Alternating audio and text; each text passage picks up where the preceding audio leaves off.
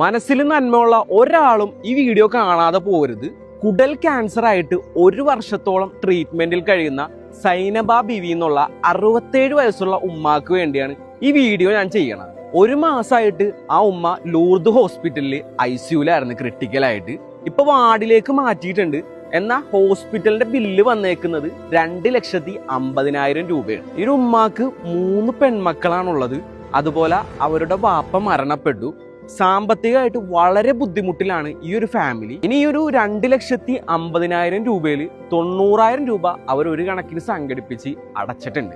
എന്നാൽ 1,60,000 രൂപയും കൂടി വേണം ഇവർക്ക് ഈ ഒരു ബില്ല് ക്ലോസ് ചെയ്യാനായിട്ട്. വീഡിയോ കാണുന്ന ഓരോരുത്തരും സ്ക്രീനിൽ ഞാൻ ബാർകോഡ് കൊടുത്തിട്ടുണ്ട്. നിങ്ങളെ കൊണ്ട് കഴിയുന്ന രീതിയിൽ സഹായിക്കാം.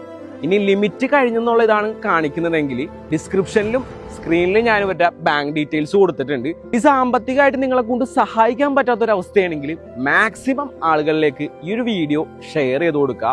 അതൊരു വലിയൊരു സഹായമായിരിക്കും.